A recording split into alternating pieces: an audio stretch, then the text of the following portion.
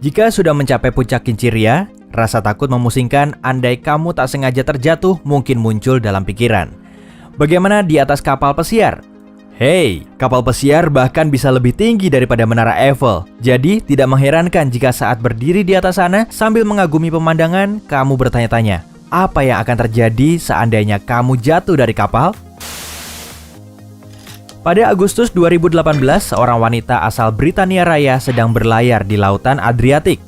Sepertinya tak ada yang aneh, hanya liburan musim panas yang sempurna di perairan terbuka.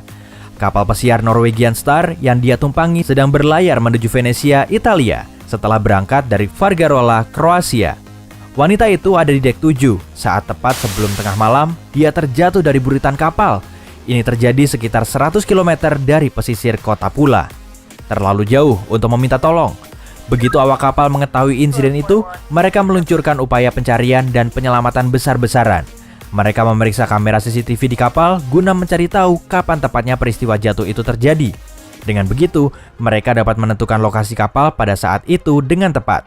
Kapal juga menghubungi pihak berwenang yang kemudian mengirimkan sebuah kapal patroli, sebuah pesawat, dan 2 perahu penyelamat untuk mencari wanita itu.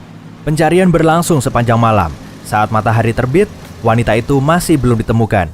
Tapi kemudian sekitar pukul 9.30 pagi, mereka melihat sebuah sosok di kejauhan. Apakah mungkin itu dia?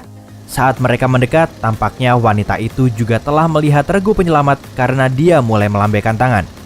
Ketika akhirnya perahu penyelamat berada di dekatnya, wanita itu jelas kelelahan, kedinginan, dan sedikit syok. Tapi dia tampak sangat sehat bagi seseorang yang telah mengapung di laut selama 10 jam untuk menunggu pertolongan. Mereka menemukannya sejauh 1,6 km dari tempat dia terjatuh. Tim penyelamat langsung membawanya ke rumah sakit. Setelah melakukan semua pemeriksaan yang diperlukan, dia diperbolehkan pulang dengan kisah menarik untuk diceritakan. Baik, jadi seperti itukah kondisi umumnya jika seseorang terjatuh dari kapal? Sayangnya tidak. Peluang untuk selamat dari kejatuhan setinggi itu, lalu setidaknya bertahan semalam di tengah laut, sangatlah tipis. Tapi ada beberapa faktor yang membantu wanita ini. Dia pernah bekerja sebagai pramugari. Jadi, kemungkinan besar dia lebih tahu apa yang harus dilakukan pada situasi darurat dibanding orang awam. Dalam salah satu wawancara, dia menjelaskan dirinya mencoba untuk tetap tenang dan bernyanyi sepanjang malam agar badannya tetap hangat. Dia juga sangat bugar, sehingga dapat menjaga dirinya tetap mengapung. Untungnya, jatuh dari kapal bukanlah sesuatu yang perlu dikhawatirkan kalau kamu sudah memesan tiket kapal pesiar atau berniat memesannya. Kebanyakan kapal tidak menghadapi masalah semacam ini dan seandainya mengalaminya, maka ini sangat langka. Asosiasi Kapal Pesiar Internasional berkata bahwa kejadian semacam ini hanya terjadi 1 kali setiap 1,3 juta penumpang. Agar lebih tenang, peluangmu terserang demam atau flu di atas kapal jauh lebih besar. Tapi ketika seseorang memang terjatuh dari kapal, seperti apa gambaran mendetailnya? Itu sangat tergantung kepada saksi mata. Kalau mereka dapat langsung melaporkannya kepada awak kapal, maka itu kondisi yang ideal. Tapi kapanpun mereka mengetahuinya, protokol gawat darurat selalu mengikuti. Pertama, anjungan, yaitu ruang kapten kapal, dikabari. Mereka biasanya akan segera menghentikan atau bahkan memutar balik kapal. Anjungan juga akan melaporkannya kepada pihak berwenang setempat dan memperingatkan penjaga pantai agar mereka dapat mengirimkan perahu serta helikopter atau pesawat kecil penyelamat. Seraya semua itu dilakukan, para awak kapal berkumpul untuk mencari tahu tempat terjatuhnya orang tersebut. Mereka melemparkan alat pelampung dari atas kapal untuk memastikan orang yang tercebur ke laut mempunyai alat untuk membantunya mengapung sambil menunggu regu penyelamat. Alat pelampung itu bisa berupa jaket pelampung atau pelampung oranye yang biasa kamu lihat terpasang di samping dek kapal. Menjaga diri tetap mengapung di perairan dalam sangatlah sulit dan melelahkan. Jadi, peralatan ini akan sangat membantu. Sekali lagi, jika awak kapal tahu tentang insiden itu sejak awal dan kapal belum bergerak begitu jauh, mereka akan segera melepaskan pelampung. Jika tidak, operasi pencarian dan penyelamatan akan berlanjut sampai orang yang terjatuh itu ditemukan.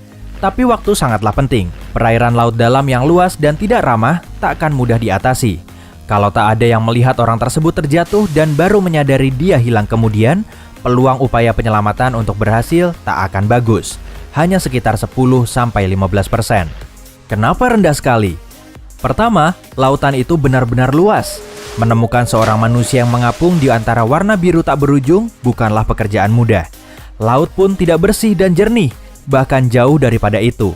Akan ada banyak serpihan dan sampah terapung yang bisa saja menyesatkan para penyelamat. Orang yang tenggelam juga punya tugas berat untuk tetap mengapung agar para penyelamat bisa langsung melihatnya. Bayangkan, kamu harus terus menggerakkan kedua lengan dan kaki untuk menahan berat badan agar tetap di dekat permukaan air sehingga kepalamu dapat selalu di atas permukaan. Tidak ada lantai di bawah kakimu. Kamu harus mengangkat dirimu sendiri ke atas. Kini bayangkan melakukan itu semua dalam keadaan terluka. Jika tercebur ke air dari ketinggian, kamu berisiko mengalami retak tulang karena air terasa seperti beton jika kamu jatuh dari ketinggian. Ingat ucapan saya tentang kapal pesiar yang tingginya melebihi Menara Eiffel? Ya, itu sangat tinggi. Kamu bahkan bisa kehilangan napas atau lebih buruk. Suhu air juga bisa menjadi faktor penentu. Bila seseorang jatuh ke perairan dingin, dia akan mengalami respon kejut dingin secara otomatis. Secara naluriah, dia akan berusaha menghirup udara saat berada di bawah air. Jangan lupa juga akan risiko hipotermia. Bila suhu air berkisar 5 derajat Celcius, seseorang hanya punya kesempatan 60 menit sebelum tubuhnya menjadi terlalu dingin. Bila suhunya 10 derajat Celcius, waktunya menjadi 2 kali lipat. Pada suhu 15 derajat Celcius, waktunya 3 kali lipat, dan seterusnya. Intinya, kalau kamu mau jatuh, jatuhlah di laut tropis. Atau, ya jangan sampai terjatuh. Bila kamu benar-benar tak ingin terjatuh, nasib baik berada di pihakmu. Kapal-kapal pesiar modern sudah sangat aman saat ini dan mereka punya berbagai cara untuk mencegah hal ini terjadi. Tindakan pencegahan itu termasuk makin banyaknya pagar di sekeliling dek dan penghalang yang lebih tinggi, sehingga orang tak akan terjatuh darinya. Lalu baru-baru ini sistem berteknologi canggih seperti sensor gerak, radar, dan alat-alat pelacak makin memperlengkap sarana perlindungan. Singkatnya, tidak, sudah terlambat. Tindakan yang mereka ambil untuk mencegah orang terjatuh dari kapal menjadikan kapal sebagai salah satu sarana teraman untuk bepergian. Jadi, tidak perlu membatalkan kapal pesiar di Laut Karibiamu yang telah lama ditunggu-tunggu. Tapi saya tahu apa yang kamu pikirkan karena saya termasuk orang yang suka membuat rencana B. Hanya untuk berjaga-jaga akan terjadinya hal terburuk dan kamu terjungkal saat mengintip melewati pagar kapal karena terpesona akan betapa besarnya kapal yang kamu tumpangi. Inilah hal-hal yang perlu kamu lakukan untuk bertahan di lautan. Tetaplah mengapung. Serius, sisi terang? Aku tadinya berencana menumbuhkan insang. Baiklah, itu lucu. Tetap terapung itu jauh lebih mudah jika ada tempat berpegangan. Tapi menurut saya, kamu tak akan sempat meraih pelampung saat terjatuh. Maka penuhi paru-parumu dengan udara dan terlentanglah. Dengan lengan dan kaki terbuka. Gerakan lengan dan kakimu secara perlahan agar tetap terapung. Posisi ini juga membantu regu penyelamat menemukanmu dengan lebih mudah. Ada teknik lain yang dipelajari di Angkatan Laut Amerika Serikat. Cara ini disebut drown proofing dan cocok untuk perairan yang ganas. Rentangkan badanmu, tapi dengan menelungkup dan angkat kepalamu untuk bernapas.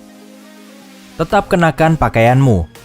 Serius, saat berada di tengah lautan, kamu rentan tersengat matahari dan terkena stroke bahang. Jadi, tetaplah kenakan pakaianmu. Itu akan melindungimu. Jangan minum air laut. Kamu akan haus. Itu pasti, tapi kadar garam yang tinggi dalam air laut beracun bagi manusia. Umumnya, kita bisa mengonsumsi sejumlah kecil air garam, tapi tubuh tidak bisa menerima lebih banyak. Dengan kata lain, minum air laut adalah pilihan terakhir. Persis seperti hotel kumuh di ujung pulau itu. Hotel pilihan terakhir. Lupakan. Tetap di tempat. Naluri pertama yang mungkin akan kamu lakukan adalah berenang mendekati kapal. Masalahnya, mengenali jarak di laut itu lebih sulit, sehingga kamu mungkin akan salah memperkirakan jarak kapal dan membuat dirimu kelelahan tanpa hasil. Selain itu, tim penyelamat akan mulai mencarimu di titik kamu terjatuh. Jangan tinggalkan tempat itu. Tetap tenang. Ini lebih mudah dikatakan daripada dilakukan, tapi kamu harus menghemat tenagamu. Panik mengakibatkan sebaliknya. Kamu lebih cepat lelah dan kehilangan akal sehat. Tetap tenang dan positif, serta tunggu bantuan tiba. Mereka akan datang, jangan khawatir. Dan begitu mereka menyelamatkanmu, kamu dapat menginap di hotel pilihan terakhir. Hey, jika kamu mempelajari hal baru hari ini, klik suka pada video ini dan bagikan dengan teman. Berikut beberapa video keren lain yang pasti kamu sukai. Cukup klik video di sebelah kanan atau kiri dan tetaplah di sisi terang kehidupan.